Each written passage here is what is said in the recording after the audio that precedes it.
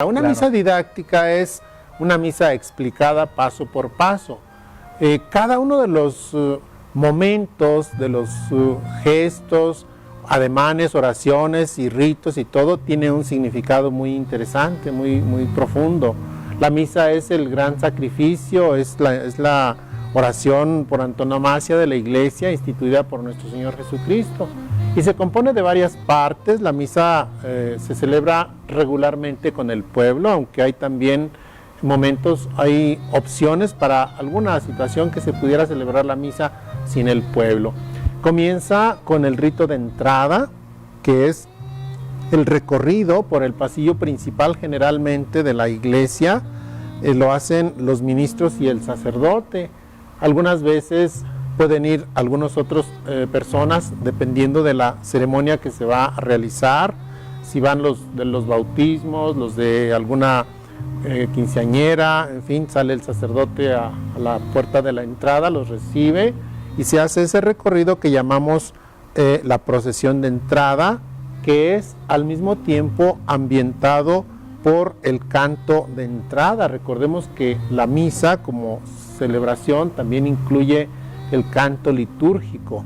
El canto de entrada es precisamente ese acompañar a la parte inicial de la celebración, en lo que los ministros llegan al lugar donde se va a comenzar, y si se fijan tiene que ser con esa reverencia, con esa calma, con esa ceremoniosidad, y luego van colocándose en los lugares destinados para ellos. El presidente principal ocupa lo que llamamos la sede del presidente, del que preside, y los ministros generalmente están a los lados.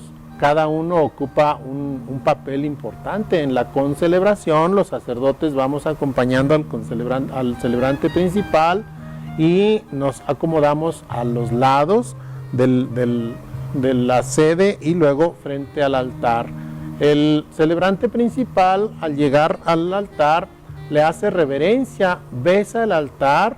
Ese beso es respetuoso, es un signo muy importante en la liturgia de adoración a la mesa donde se va a hacer presente en la Eucaristía Jesús. Después de hacer la reverencia ante el altar y el Santísimo, en las misas solemnes se hace lo que llamamos la incensación. Se pone carbón encendido y sobre ese incensario se esparce el incienso, que es perfumado, que son esencias perfumadas para, imagínense ustedes, para acompañar la oración que se va a hacer con la misa, junto con ese aroma que es de paz, que es de invitación a lo sagrado. Ese incienso tiene un significado especial, por cierto, es algo costoso el incienso que se usa para la misa. Es muy importante también saber esto, cómo se coloca ahí en el incensario y se inciensa a veces a las personas, al inicio al altar, las imágenes, y luego pues ya imagínense cómo esto va ayudando a la ambientación, no solamente auditiva, sino en este caso también de aroma, ¿verdad? El aroma que ayuda para que la oración vaya hasta el cielo. Se dice que así como el incienso, el humo sube al cielo, también las oraciones lleguen hasta Dios. Los ritos iniciales de que se compone la misa va cuando el presidente hace el saludo. Generalmente empezamos la misa con el momento en el que se santigua el sacerdote y saluda a la asamblea con el saludo litúrgico. Ese saludo, que tiene varias formas según los libros litúrgicos, puede ser utilizado a criterio del presidente o del celebrante principal.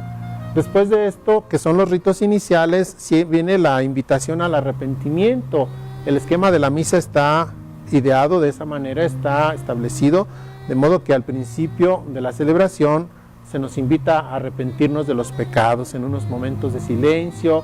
Cada quien reconoce ante Dios en qué ha fallado, y luego el celebrante invita a rezar el yo confieso, que es esta oración que hacemos todos golpeándonos el pecho, pidiendo por eso perdón a Dios.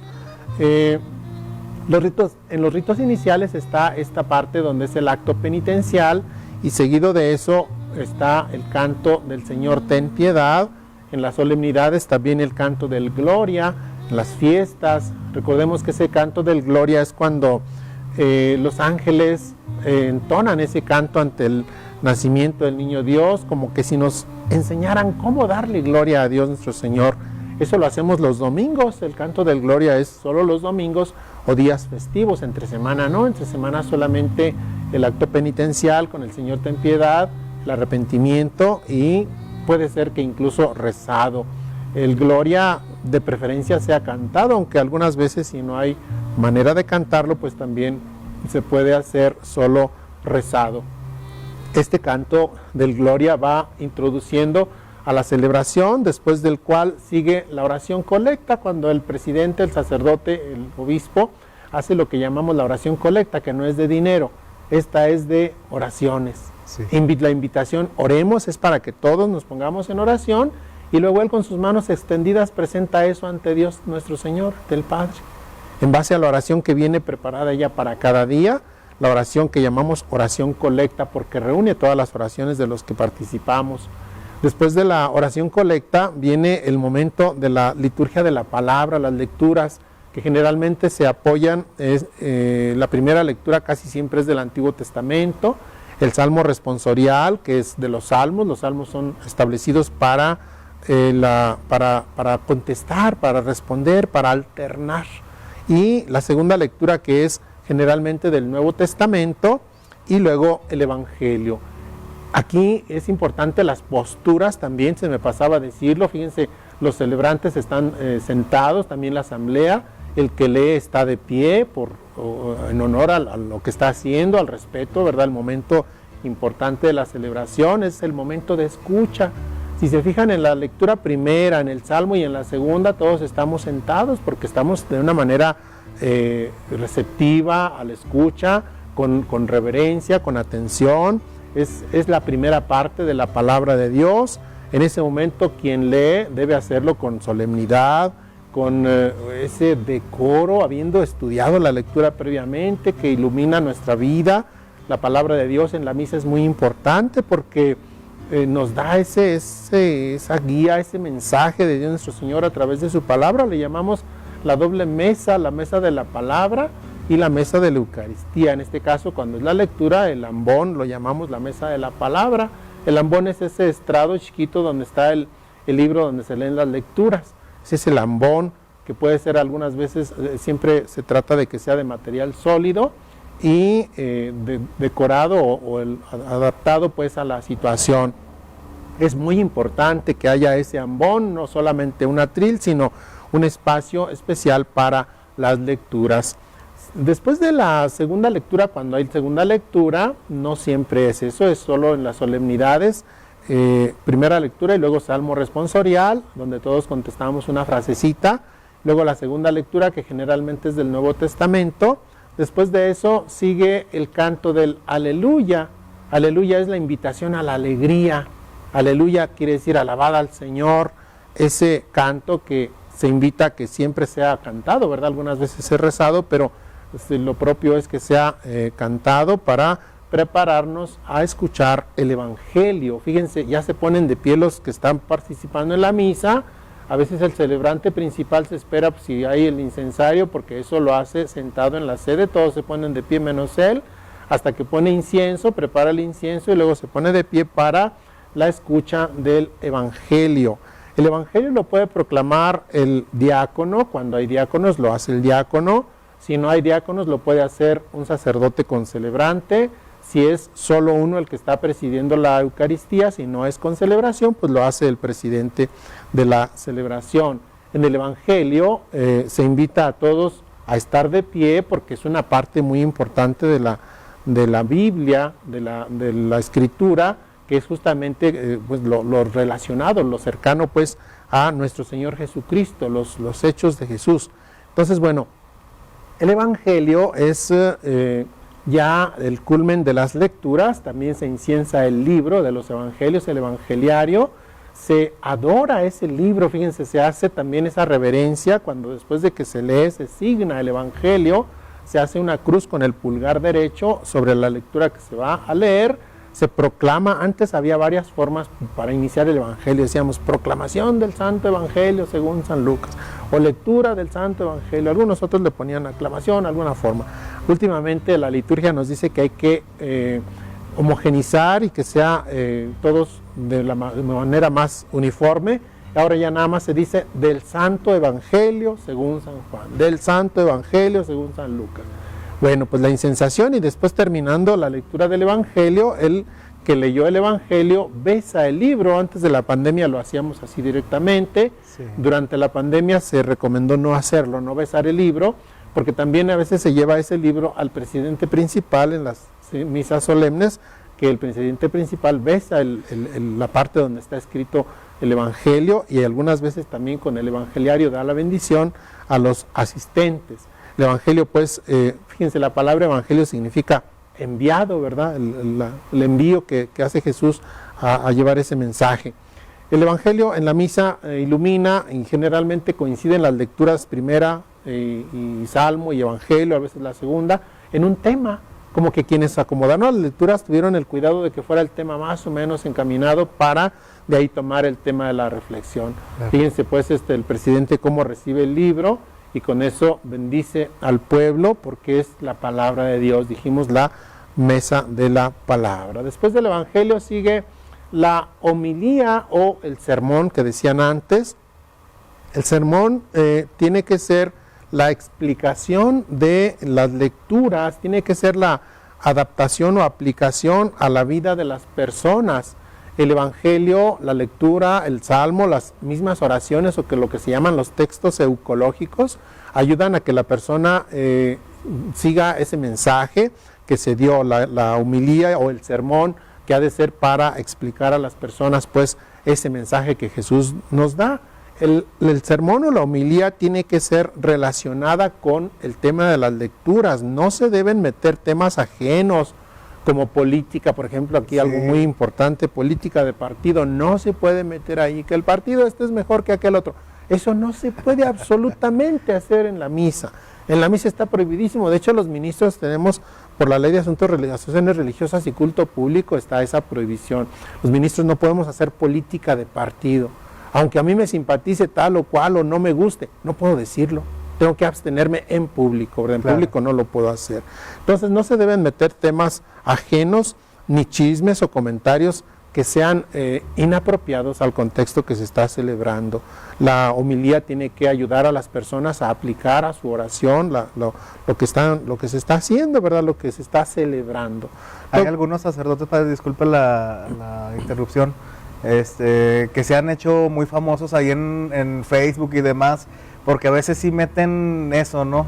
Sí. Meten hasta a veces cuestiones personales que yo pienso, o bueno, así como lo está usted comentando, pues no va de acuerdo claro. a lo que se tiene que tocar en misa. Y muchas personas no lo conocemos, no sabemos, y hay veces que nos vamos, ay, ¿por qué ese padre cuenta chistes? En la misa. Ay, ¿por qué ese padre explica bien chido y da sus anécdotas? Uh-huh. Y habla de tal o le tira a tal partido o a tal político. Aquí en Fresnillo no pasa, ni en Zacatecas, pero hemos visto a nivel internacional que suben a los padrecitos a YouTube sí. o lo suben a Facebook y a lo mejor sin conocerlo, padre, uh-huh. a veces seguimos a esos sacerdotes sí. que a lo mejor, pues así como quizá lo está... con el afán de hacerlo atractivo, claro, ¿verdad? De hacerlo llamativo, claro. de veras ganar la atención de las personas que están asistiendo, de que no se haga aburrida la misa, también decíamos eso, como a algunos se les hace aburrido, ¿verdad? Si yo predico en un mismo tono, así como sí. que estoy en una monotonía, pues sí, los voy a dormir. Entonces hay que siempre buscarle, pero sin salirnos de ese tema, ¿verdad? Del tema que se está tratando. Claro. La homilía es muy importante y debe enfocar lo que se está viviendo a la vida de las personas, justamente el mensaje para que ilumine, para que ayude a que se viva realmente la oración en la misa. Después de la homilía sigue el ofertorio, bueno, la oración de los fieles, donde se le presentan a Dios nuestro Señor las peticiones, las diversas necesidades de la comunidad que está celebrando, los que están, pues las intenciones y todo esto que a veces se anotan así una lista larga. y las diferentes necesidades de la iglesia local, de la iglesia universal y de la iglesia en lo particular. Entonces, bueno, la oración de los fieles generalmente tiene que ser preparada, de hecho hay formularios ya establecidos, o bien también tener a la mano ya algunas intenciones particulares por el buen temporal, por el momento que estamos viviendo, el fin de la pandemia, etcétera. En fin, se pueden ahí meter varias cosas. Después de la oración de los fieles, en las solemnidades sigue la oración del credo, la profesión de fe, que puede hacerse de varias formas, el credo chiquito o el credo largo, o bien en forma de preguntas y respuestas. Cuando es así, pues se hace la asamblea también participa y responde sí creo, sí renuncio, etcétera, ¿verdad? Entonces, bueno, el credo, y después de eso sigue el ofertorio. Ahí en el momento de las ofrendas, fíjense, la gente lleva a presentar ofrendas de lo suyo, de lo propio, de lo que se puede presentar a la iglesia. Pueden ser ofrendas para la misa, las hostias, el vino, las velas, puede ser despensa, puede ser material para el aseo de la iglesia, o algunas otras cosas que sean adecuadas. A veces llevan allá en las misas muy floridas, ¿verdad? Que llevan a veces un borreguito, un cochinito, un chivito, ¿verdad? Sí, pero bueno, que una vaquita para todos. Según la inventiva de cada quien, ¿verdad? Se puede presentar como ofrenda eso. En las ofrendas se entiende que la gente participa justamente con eso que ella presenta, y también lo lleva para que sea consagrado a Dios. Recordemos en el Antiguo Testamento cómo las gentes llevaban allá sí los animales y los sacrificaban, ¿verdad? Sí. El becerrito, el cabrito, el borreguito, y se sacrificaba, se mataba, se esparcía la sangre, eso como parte de la gente que participa y que lleva esas ofrendas. Junto en ese momento se acostumbra, según los libros litúrgicos, a hacer la colecta económica, ¿verdad? Que es para la ayuda de la iglesia. Y en el momento en que el sacerdote presenta las ofrendas, el pan y el vino a Dios nuestro Señor, eso lo llamamos el ofertorio, como Dios nuestro Señor recibe eso que se va a convertir en el cuerpo y en la sangre de Cristo. Y hay un momento ahí muy bonito, importante, el ritual de cuando el sacerdote se enjuaga las manos, se lava las manos. Bueno, antes de eso hay la incensación cuando es una misa solemne, sí. Pero fíjense cómo en esto va participando también de diferentes formas y momentos, ya dijimos las posturas, e igual todo eso, y es una forma ritual, no es porque no se haya lavado las manos antes, sino que hay diferentes momentos en la misa que ayudan para que todos nos purifiquemos, y al momento en que se hace la consagración, que es lo más fuerte, lo central, pues todos estuviéramos ya limpios, tanto de alma como de cuerpo, ¿verdad? De mente, de corazón y de todo. Entonces, bueno, eso de la incensación de las ofrendas es también como en el principio, en este caso, presentarle a Dios con todo el corazón nuestros dones, nuestras ofrendas, lo que presentamos, junto con eso, con la oración, para que Él lo reciba y lo transforme, lo cambie, lo haga, lo bendiga a través de la oración consecratoria, lo convierta en algo que es para todos fuente de bendición. En fin, bueno, pues sigue la misa, ya la misa litúrgica, la misa didáctica es un poquito más larga, o es un poquito explicada, ¿verdad? Es interesante, pero bueno, pues si tienen chance de asistir a las misas didácticas, ojalá que lo hagan. Aquí dimos así un avance, ¿verdad? Ojalá que esto les ayude y les sirva para pues entender un poquito más, tener el sentido de por qué se sienta uno, por qué se hinca. En el momento de la consagración nos hincamos porque Cristo está presente, se hace presente allí.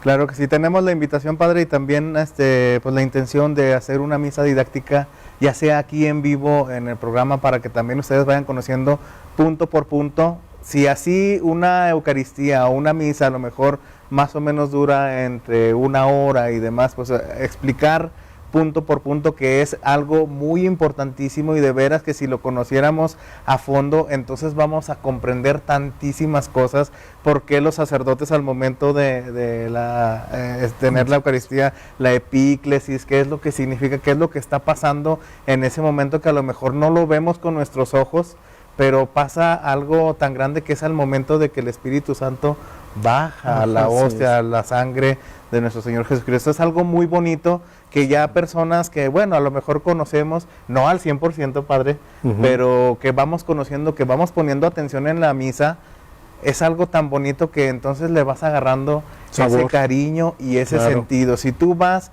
con esa disposición de ver al sacerdote, cómo le está haciendo, porque todo tiene significado.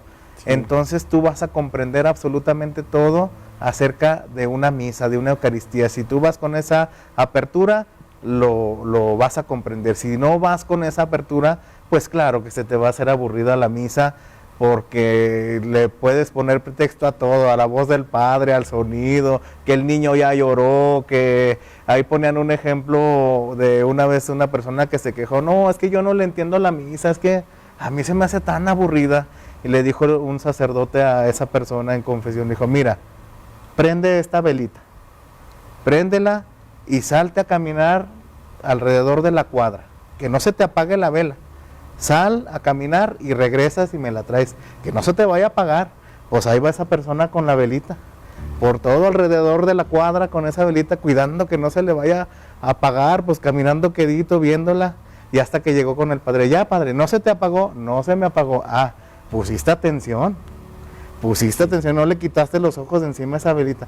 Pues así tienes que venir a misa. Sí. No le pongas atención a quien se sentó a un lado tuyo, que si el niño está llorando, que si la que hace el aseo, que si el padre llegó así guasá, porque pues nadie somos perfectos, padre. Sí. Pero si tú vas con esa apertura de veras conocer y de ver lo que significa la Eucaristía, te vas a llevar una gran sorpresa y te vas a llevar algo, un tesoro en muchas tu corazón. bendiciones, así es, y salimos bendecidos de la misa porque es la acción de Cristo. Fíjense, en el momento de la consagración el sacerdote dice, esto es mi cuerpo, esta es mi sangre. Ajá. Está en la persona de Cristo, el sacerdote está haciendo las veces de Cristo y es justamente el sacramento lo que hace esa presencia real de Jesús en los elementos de pan y de vino.